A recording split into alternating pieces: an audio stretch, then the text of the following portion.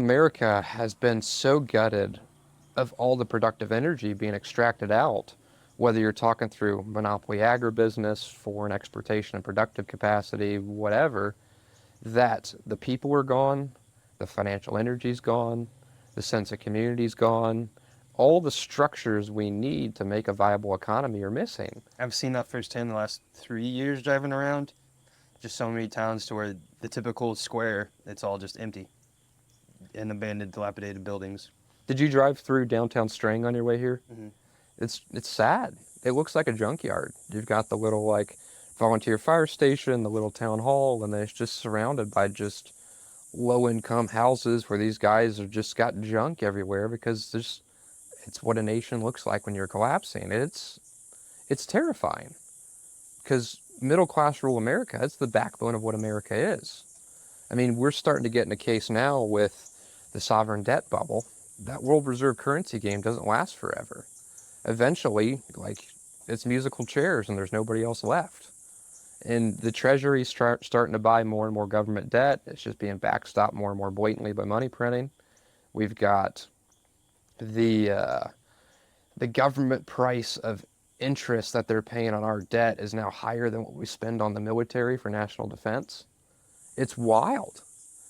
And at what point do we admit that we're just centralizing risk to make it more and more existential, like much like the housing bubble back in 2010, right? You protect things, you stack the risk higher and higher up the top, and then it just takes everybody down with it because you've eliminated the ability for creative destruction of the young generation to be entrepreneurs to solve problems on the ground to create leaps forward. I mean, the crop insurance is doing the same thing. The young people never can apply creative ideas. Like you think about Jason Mock. How do you say his name? Mock, yeah. Mock. Have you interviewed him? Familiar with him? Hmm. He's doing the polycropping stuff. Really, really cool. Raising incredible yields per acre 'cause he's doing multi-species cropping. Really pushing forward the edge of integrating kind of holistic thinking with some of his skill of like just mainstream commercial cropping.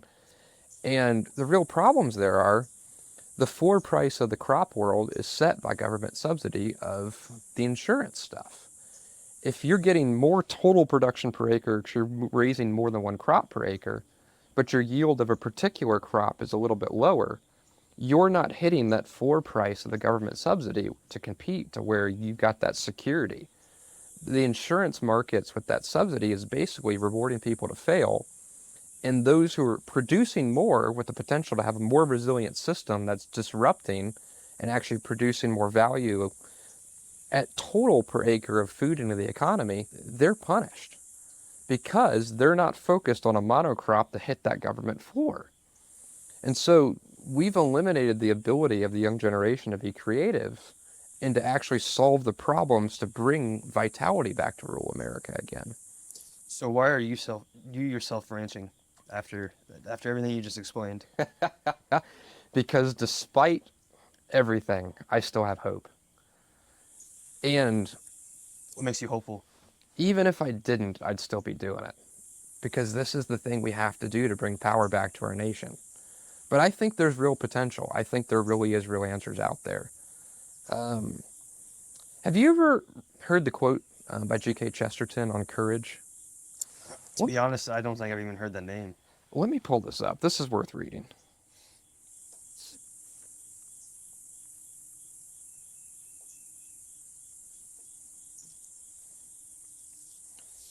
He said, "Take the case of courage. No quality has ever so much addled the brains and tangled the definitions of merely rational sages. Courage is almost a contradiction in terms.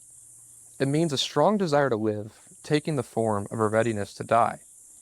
He that'll lose his life, the same shall save it. It is not a piece of mysticism for saints and heroes.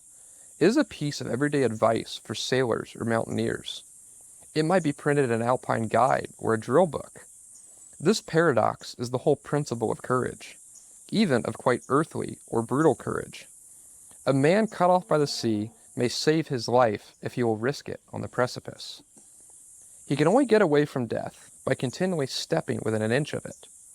A soldier surrounded by enemies, if he is to cut his way out, needs to combine a strong desire for living with a strange carelessness about dying. He must not merely cling to life, then he will be a coward and will not escape. He must not merely wait for death, for then he'll be a suicide and will not escape. He must seek his life in a spirit of furious indifference to it. He must desire life like water, yet drink death like wine. No philosopher, I fancy, has ever expressed this romantic riddle with adequate lucidity, and I certainly have not done so.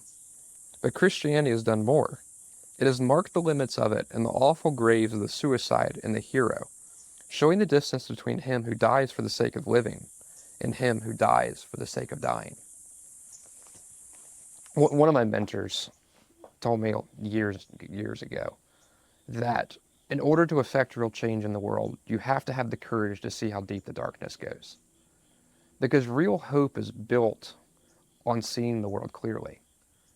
And if you're not willing to face it with eyes wide open, you can't change it.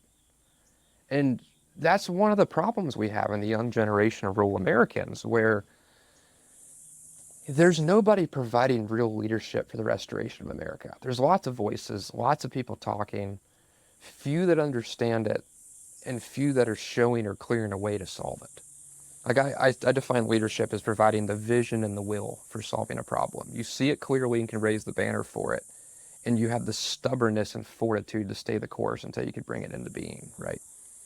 And it goes back to one of the gripes that I've talked with you a lot about, because you're meeting a lot of these people around the country, where so many of these thought leaders in the regenerative agriculture world, they're telling this story and conveying this message explicitly, but usually implicitly, that like, look, this is possible. I did it. You can do it too. And it's feeding this phenomena of the young generation being just thrust into this churn factory of failure.